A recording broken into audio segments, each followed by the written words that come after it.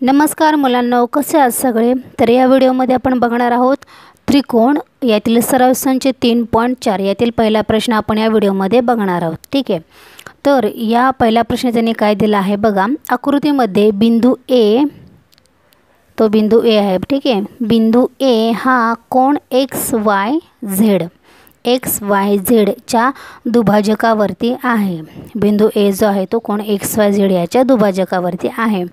जर AX ची किंमत आपल्याला किती दिली आहे बघा। AX जो आहे ना तो आपल्याला 2 सेंटीमीटर दिला आहे।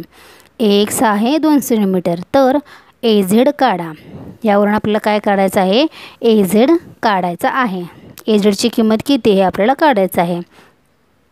ठीक आहे, तर आता आपण उत्तरामध्ये काय लिहायचं बघा। याच्यामध्ये काय दिलेलं आहे, एक वर्ड आहे बघा, तिथे या ठिकाणी शब्द आहे दुभाजक। तर दुभाजक म्हणजे आपल्याला काय करायचं, तर कोण दुभाजकाचे प्रमेय या ठिकाणी आपल्याला वापरायचं आहे। ठीक आहे, मग त्यानुसार आता हे आपल्याला एक्झाम्पल आपण सोडूया। तर सुरुवातीला आपण आता या ठिकाणी उत्तरामध्ये काय लिहिणार बघा। तर बिंदू ए जो आहे तर त्याचं काय आहे बघा। या ठिकाणी बिंदू ए हा कोण XYZ च्या दुभाजकावर आहे, हे त्यांनी आपल्याला प्रश्नातच दिलेलं आहे, ते आपण आहे तसंच लिहायचं। बिंदू ए हा कोण XYZ च्या दुभाजकावर आहे, बरोबर। मग त्यानुसार आता आपण काय लिहिणार पुढे बघा। बिंदू ए हा कोण XYZ च्या दुभाजकावर आहे आणि म्हणून आपण काय लिहिणार पुढं,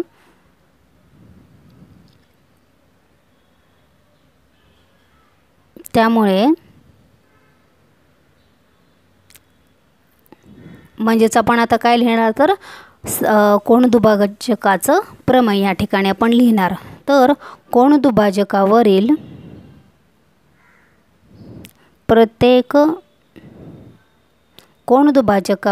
प्रत्येक बिंदू हा त्या कोणाच्या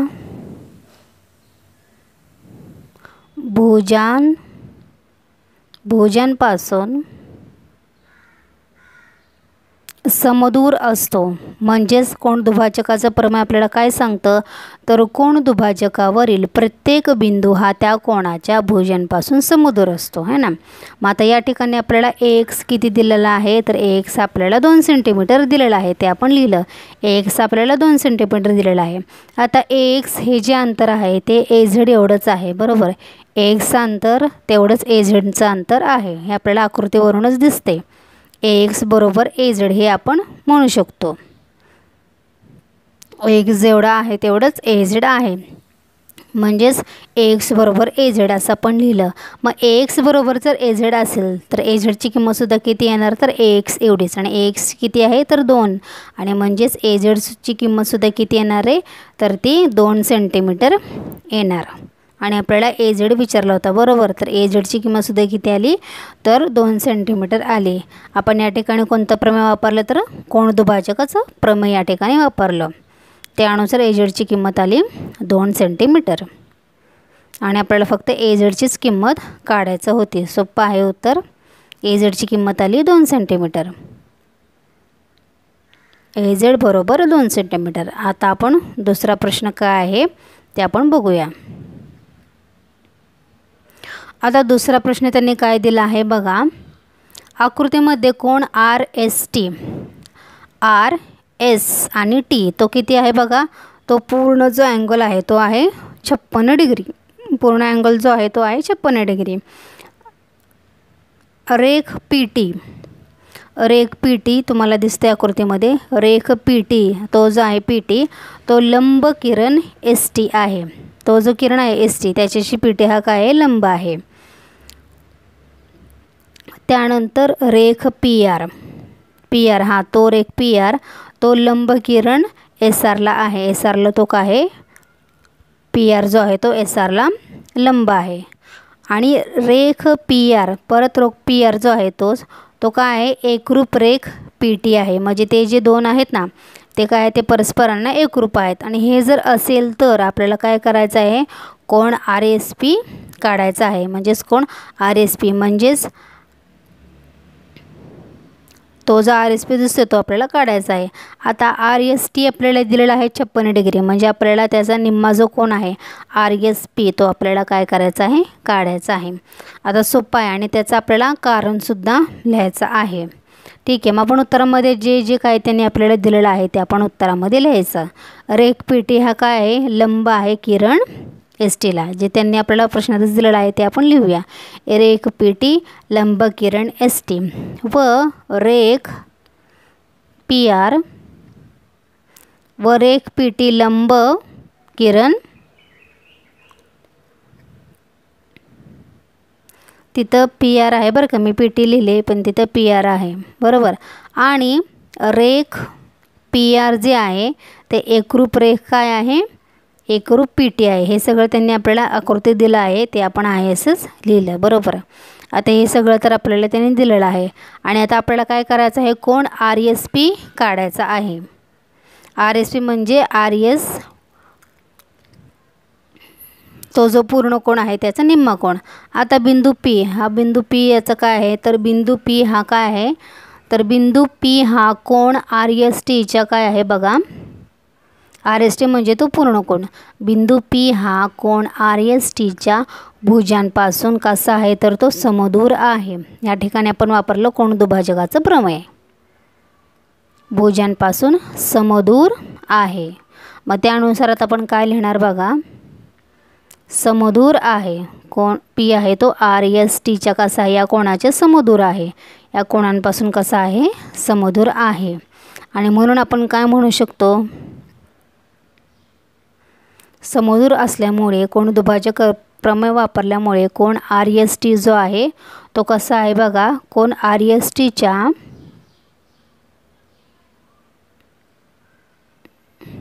किरण एस पीच्या कोण आर एस टीच्या किरण एस पी या कोण दुभाजकावर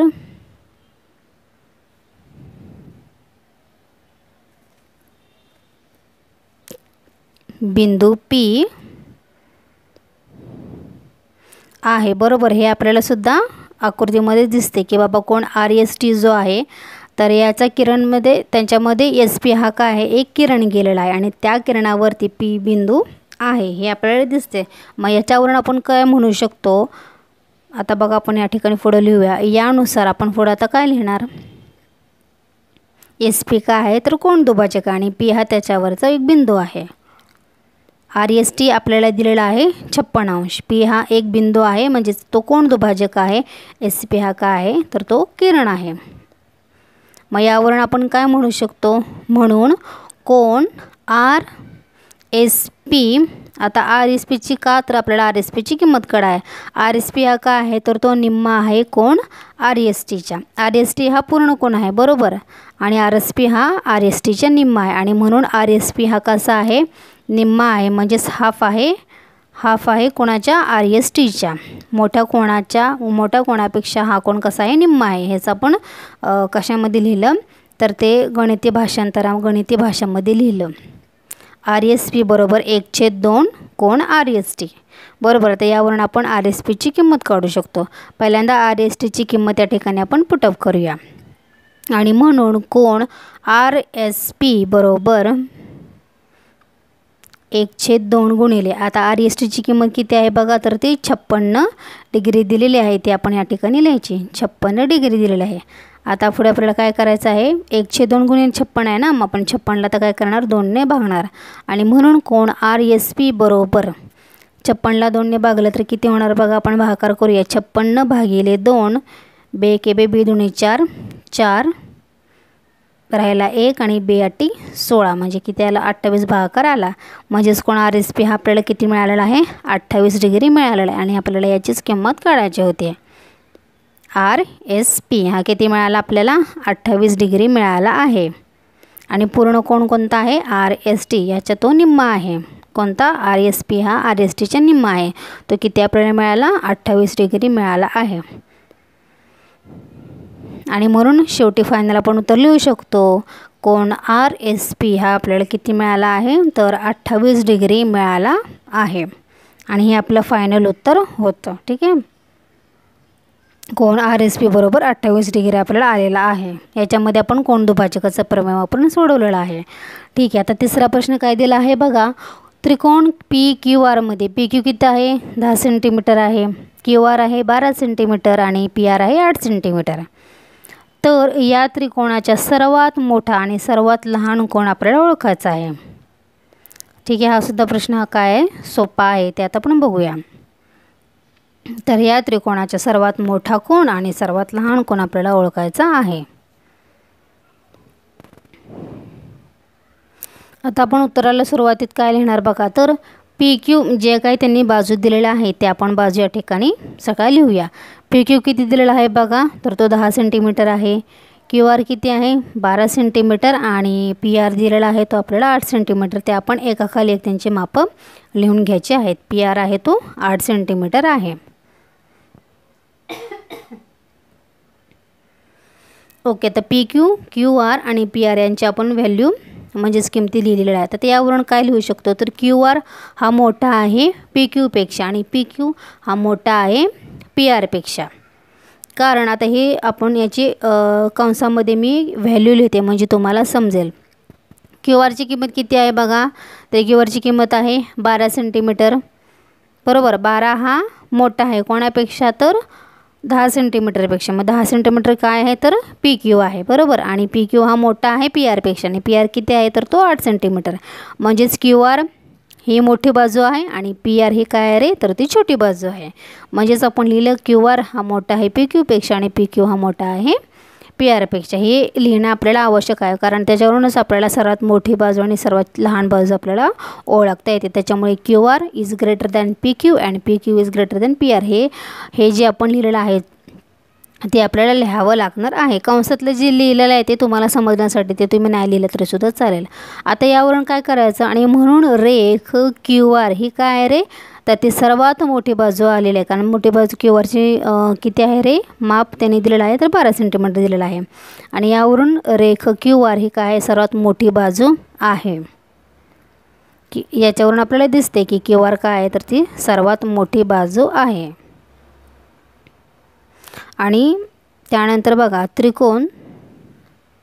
त्रिकोणामध्ये सर्वात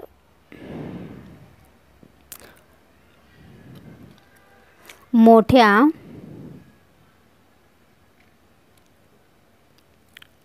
बाजूसमोरील कोन हे काय असतं तर ती सर्वात मोठी बाजू असते। त्रिकोणात सर्वात मोठ्या बाजूसमोरील कोन म्हणजेच तो सर्वात मोठा कोन असतो। सर्वात हा मोठा कोन असतो आणि सर्वात लहान बाजूसमोरील कोन हा सर्वात लहान असतो। हे आपल्याला या ठिकाणी लिहायचं आहे।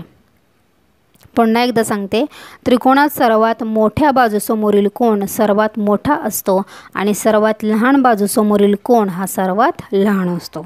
मग यावरून आपण काय करू शकतो, सर्वात मोठी बाजू आणि सर्वात लहान बाजू हे आपण लिहू शकतो।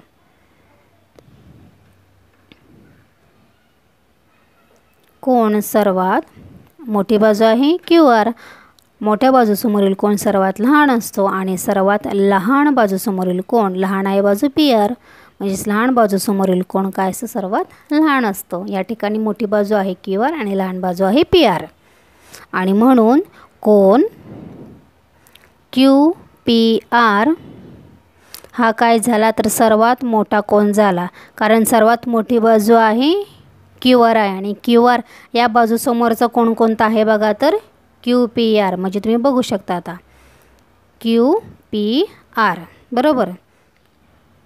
QR ही बाजू मोठी आहे आणि त्याच्या समोरचा कोन आपल्याला बघायचा आहे।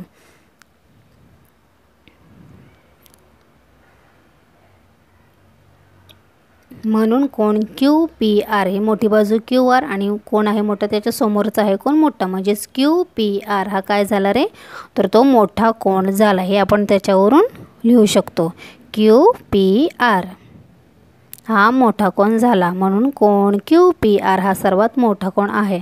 आणि आता सर्वात लहान कोन सुद्धा आपण लिहू शकतो। त्याचप्रमाणे आता आपण लहान कोन काय आहे ते बघूया।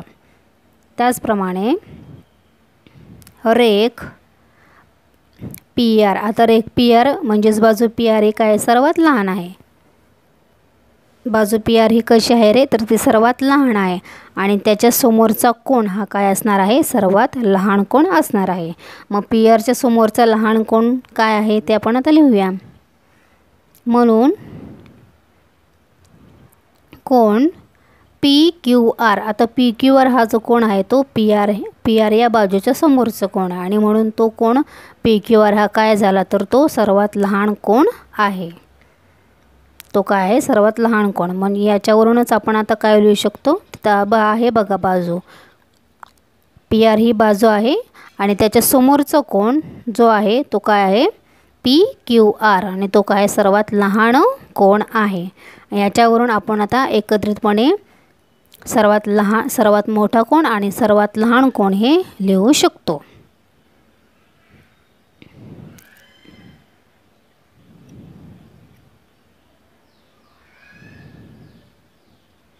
आता एकत्रितपणे आपण फायनली उत्तरामध्ये लिहूया. सर्वात लहान कोन आणि सर्वात मोठा कोन कोणता आहे ते लिहूया.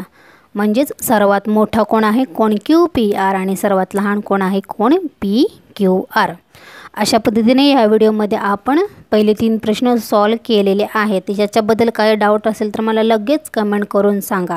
बाकीचे राहिलेले क्वेश्चन आपण नेक्स्ट व्हिडिओमध्ये बघणार आहोत.